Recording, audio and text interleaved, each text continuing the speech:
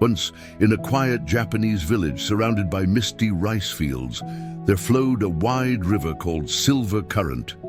Each spring, when the snow melted, the river would swell and split the village in two. The farmers couldn't reach their crops, the children couldn't reach their school, and the elders dreamed of a bridge strong enough to survive every season. So one day the chief announced, whoever builds a bridge across Silver Current will be honored for generations. The village erupted in excitement.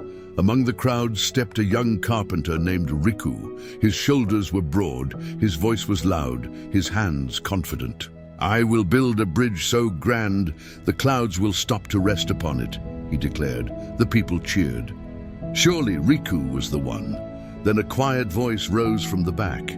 It was old Hana, the village basket weaver. Her back was bent. Her hands trembled like willow leaves. "I cannot lift wood like Riku," she said softly, "but I will tie one reed each day across the stream." The villagers laughed kindly. "Grandmother Hana," they said, "your reeds will wash away before the sun sets." But Hana only smiled. "Perhaps," she said, "still I will begin." Riku started with thunder. He chopped tall trees, shaped great beams, and shouted to the sky, "Watch! I will finish before the moon is full." For days his hammer rang across the valley. The villagers gathered to watch his strength. Meanwhile, each morning before sunrise, Hana walked to the river.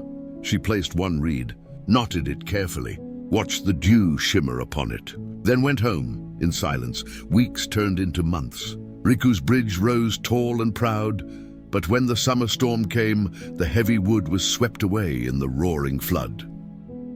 The next morning, Riku frowned. "Tomorrow," he said, "I'll rebuild it twice as strong." But tomorrow became next week, and next week became never. Hana never wavered. Her journey continued step by step.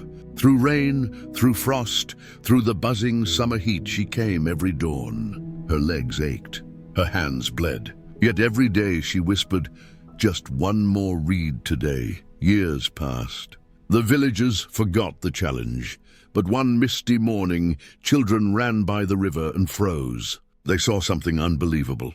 A bridge, woven of reeds and vines, covered in soft green moss that glowed with morning dew. It was light as air, yet strong as stone. The bridge of morning dew stood shining in the sun.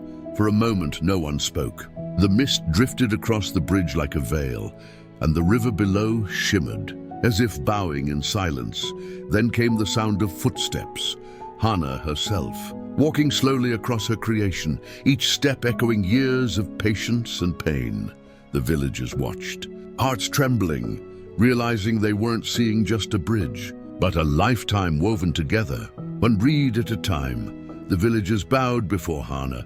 "You were not the strongest," they said, "nor the fastest, but your steady hands have tied us together." And Riku, silent among them, bowed his head. He understood then, skill without perseverance is like lightning without rain. It dazzles the sky, but never nourishes the earth. From that day, travelers came from distant lands to walk her bridge, a bridge born not of power, but of patience. So remember this, my friends, those who shine quickly may fade quickly, but those who move slowly and never stop build wonders that time cannot erase. Tie your reed today, tie another tomorrow, and one day you too will cross your own river, on the bridge built by your consistency, because patience always builds what talent only dreams of. If this story touched your heart, like, share, and subscribe to make sure you don't miss the next adventure waiting just around the corner.